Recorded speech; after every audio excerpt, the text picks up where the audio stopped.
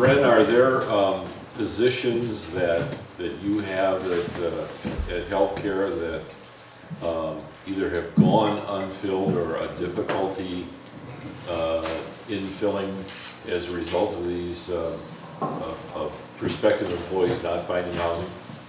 What's the effect on your business operation? Well, we make do. I mean, that's it's. I would say nursing positions, some physician positions, and management positions. It's definitely been a barrier, and so those positions have just gone a longer period of time to be filled, and so we either have to, in many cases, if you're talking about the nursing workforce, we have to bring in what's called travelers, and so they're coming from across the country. They do an extended stint with us, maybe 13 weeks. And hopefully we found somebody by then. And you know, the impact to our operations for that is it's just a lot more expensive to bring in those traveling individuals, of which we have to generally pay the cost of housing. Livingston Healthcare keeps several houses year-round for that purpose of those that are just need a short stay.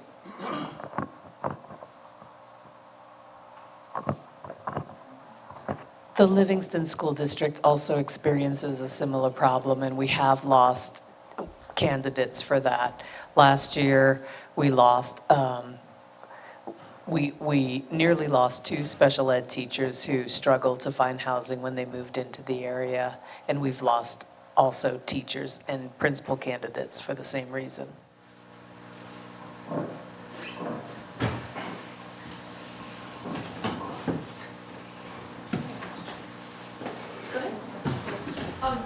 Michael, you were talking about the lack of craftsmen. That made me wonder about Lynn. Is there a connection with the school? Is there potential for teaching those sorts of skills? Well, I don't know really particularly what the schools are. We'll figure this out sooner or later. I'm sure the schools work very hard to meet some of those educational needs. But again, it's pretty straightforward, a supply and demand issue for sure when it comes to that kind of thing. And again, the economy of that business owner is always the you know, their own individual decision-making process. I mean, personally, I think it's strange a little, perhaps, that people are traveling from here to Gallatin County, Big Sky area to be a craftsman when they could be working in their own communities. A little strange there, but again, it's just they can make more money doing it, so they make that journey. It's just really what it comes down to in the end.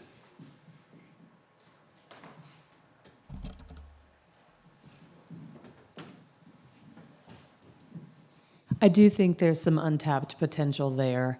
And Liz, I know you're going to be doing a story at the high school on a career coaching position that we're attempting to put into place. But we know that we've got a lot of kids who, most kids say they want to leave Livingston as soon as they graduate from high school, but a lot want to come back to raise their families. And so how do we not have schools be some sort of a talent extraction industry in rural areas? And how do we strengthen our partnerships with employers so that we're not necessarily just raising, you know, kids for low-level jobs, but having kids be in a position to be able to help grow our economy? That's what we're after.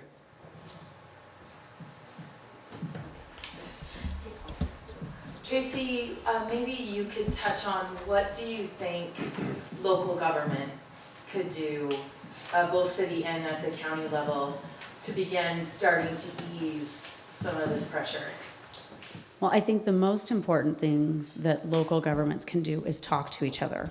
That I think is the first step. We see significant housing problems when you have a city that doesn't communicate with the county regarding affordable housing or just regarding development, period. So I think that's a really key thing that communities can do and that local governments can do is communicate with each other regarding a vision for housing development and affordable housing development.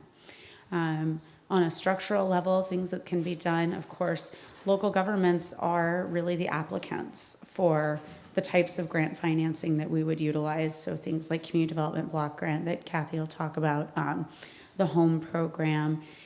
They are really the ones who are the applicants for that. And that is, while generally your nonprofit partner will do the work behind that, there's still work involved for that local government to facilitate that grant. And so that's a big thing that communities can do.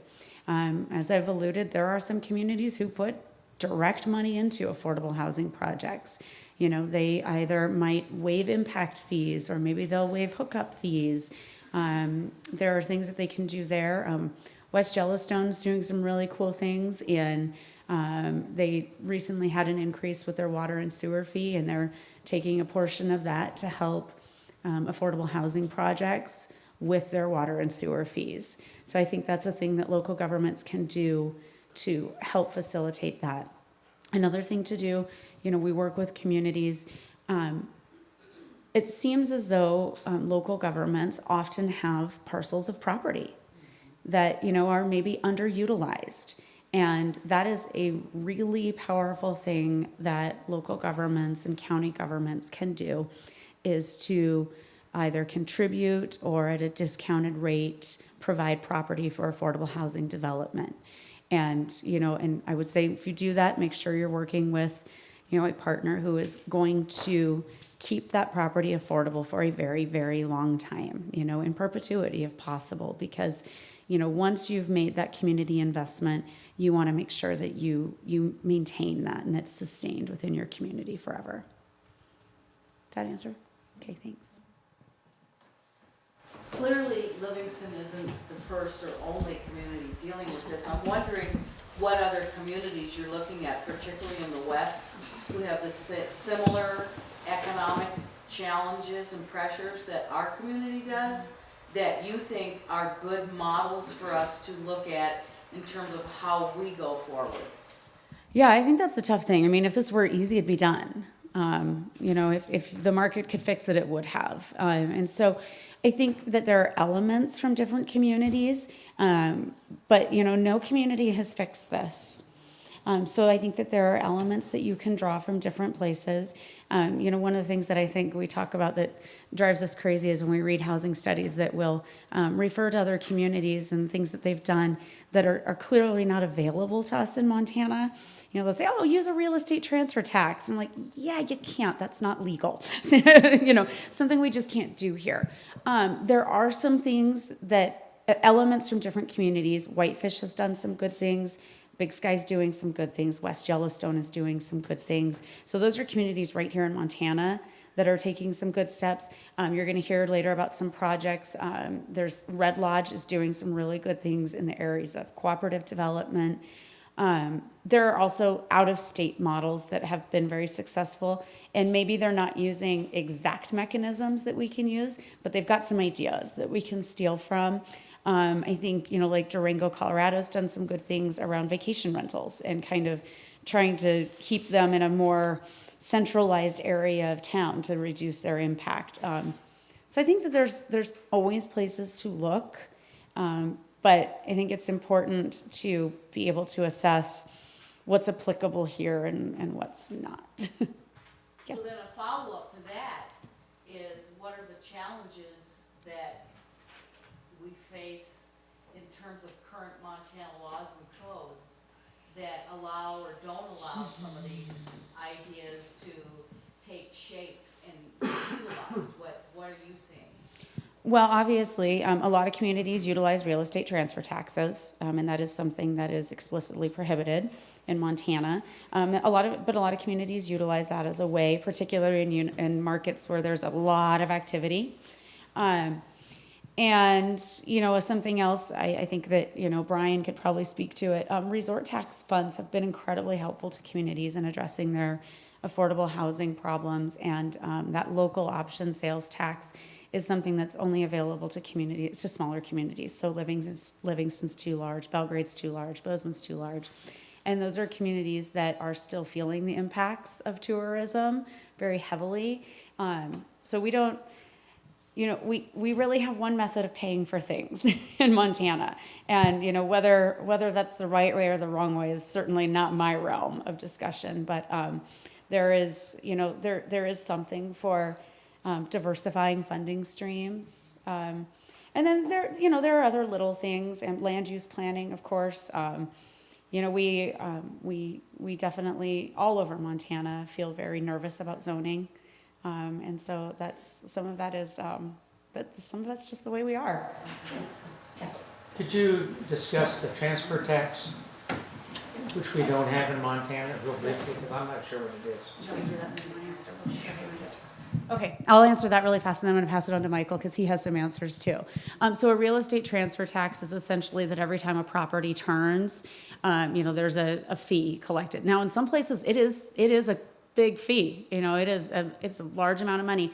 And other places, it's pretty nominal. It'll be like $200 every time that property turns, and that goes into a fund. So Montana has a housing trust fund that we don't always necessarily fund, and that's a mechanism that some states use to do that.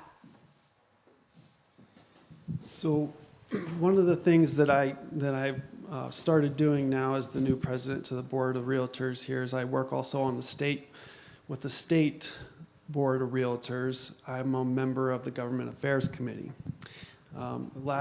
This last session just ending, realtors worked on 146 pieces of legislation, whether we were in support or whether we wanted to see them killed. We're working specifically with property rights, water rights, landlord-tenant law, and business advocacy. So we do a lot of things in the state legislature to attempt to help move the barometer on some of these key issues. One of the big ones that we kind of fought for this year was this local option tax, because we saw the benefits that it was creating for your small resort communities like Whitefish. I mean, the list that she mentioned about communities that were able to do more for their communities were exactly those communities that use this resort tax. And they're talking about a 1% tax, that basically affects all those restaurants and that kind of thing. So here's a lot of tourism coming into the area, which we do have here in the Livingston area. We're a gateway to Yellowstone.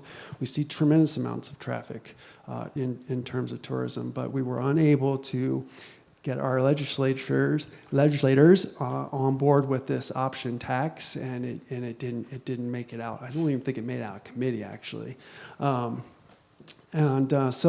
there's a lot of work that goes on behind the scenes that the realtors work very hard to try to help in the other areas where it's not quite so front page, to try and help alleviate some of this housing issues, because we see these opportunities having to come from that state function where we're creating the laws and statutes necessary to help create an environment where the businesses will want to not go to Gallatin to build a house, but be here, So on our local level, I think we can also work to influence individuals here with some of the great ideas that I just heard about. Maybe what do the tap fees have to be, to start new construction here?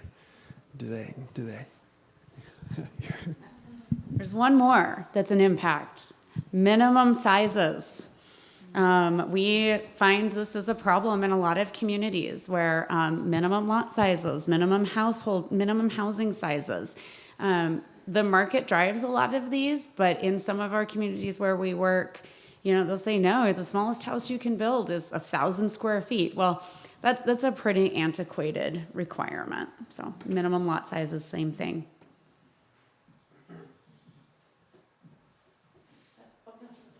If prediction is a fool's game, hindsight is 20/20. I know, kind of handy that way.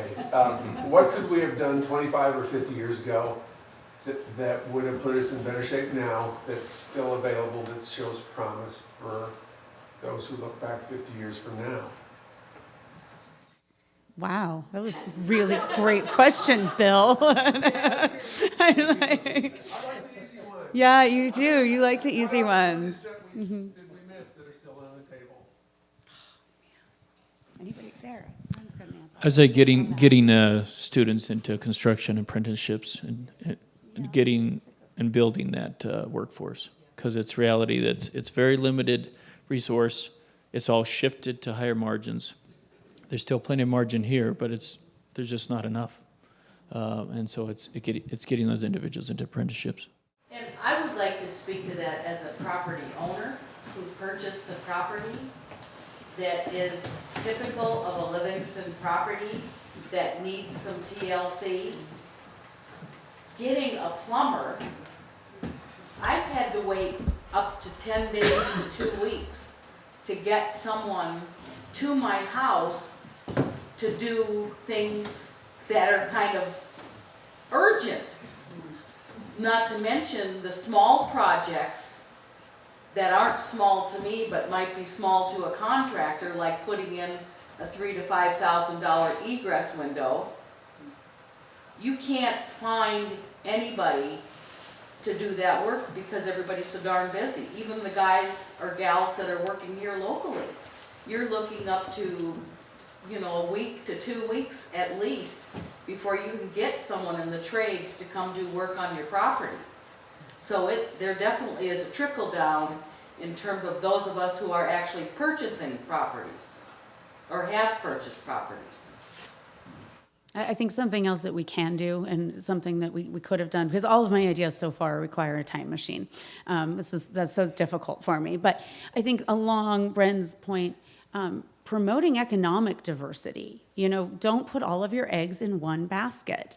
I think Katie's doing some really good work in sector development. I know she's doing it in Gardner.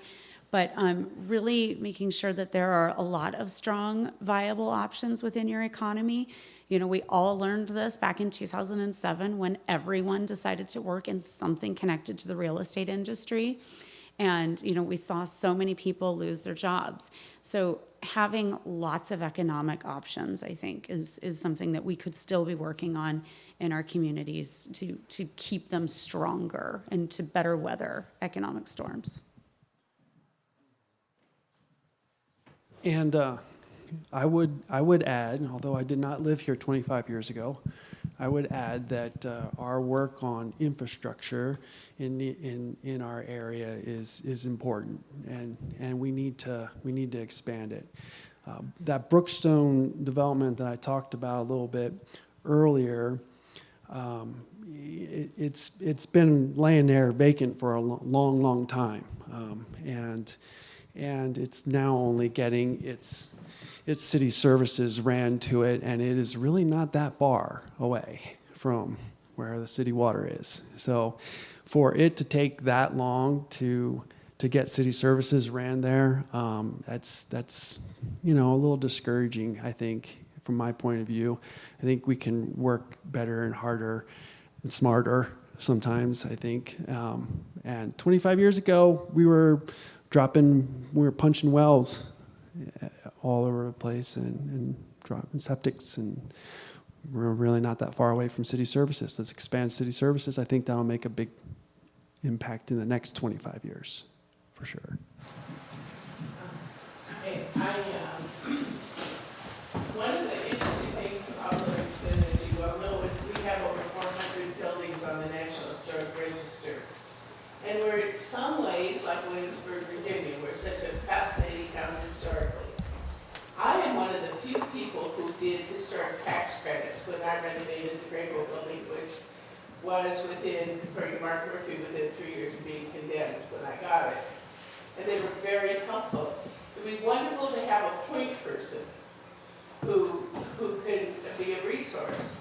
If you're renovating a historic building, we brought Donovan, Bob Evanger, and I remember getting Donovan Repsma here. There's Future West, there's all kinds of intellectual resources as well. And I think we should tap into those into the remarkable part of us, which is our history. But the other thing is, there have been a number of studies that just simply get forgotten. And Bill Berg and I were with the Yellowstone Business Partnership, did a beautiful study on the future of Livingston. And who's heard of it? So if we had a point person who could see all of the studies, the SID, we've had 2 SID studies, and that I've been here, Community Economic Development Studies, that are very good. They say we need tourism, and we rely on tourism and ranching. That's their conclusion. So we as downtown groups, created what we call the LEAP, the Livingston Economic Enhancement Project. And we, as businesses, got together and said, this is what we need. And we're working hard on it. We worked hard to get the Albemarle back up and running. So we have this list of 10 things that we really think are important. I think that we had, Katie's great, and she could be even a good person for people who want, not that I'm volunteering her for this, but she's somebody that if you have a historic house that you need to renovate, there it is. There's somebody you can go to that just coach you a little bit on the historic tax credit. It's a wonderful tool. So I just think if we could let the public know better what we're doing and keep them informed, I think that would be very helpful too, because there's a lot of houses that just aren't working right now. So I am the point person for those redevelopment projects here in Livingston and Park County. We're looking at 3 projects, 2 of them which came out of last year's redevelopment symposium, and exploring a multitude of different funding mechanisms. 2 of them are looking at historical tax credits. Just like with housing, when you start looking at these programs, it lengthens the program, and there's a high level of complexity. And some folks just don't want to take the time or don't have the ability to take the time to get everything in order to make those projects happen. But you know, I've been here about 3.5 years, and I still meet people who have no idea that I exist. So that would be my plea to you. You know, I can direct people on housing projects, but when it is a business or an economic development project, they should be coming through my office to make sure that they're getting the information they need, and the connections, the reliable connections to folks who can help them. And that's really what we did last year, and we're hoping to just kind of build this network with now mixing housing into the mix. Questions from someone who hasn't had a chance to ask something yet? We're going to wrap this up here just shortly. And I just mentioned that we were only 2,000 people from being able to vote on the resort tax. Bob and I worked on getting that through the legislature, and at the last minute when they got to preference committee, they dropped it, but it's still a possibility. So one last question before lunch. I should have said that because now you won't ask a question. All right, well, these folks are going to be around. Please give them a round of applause.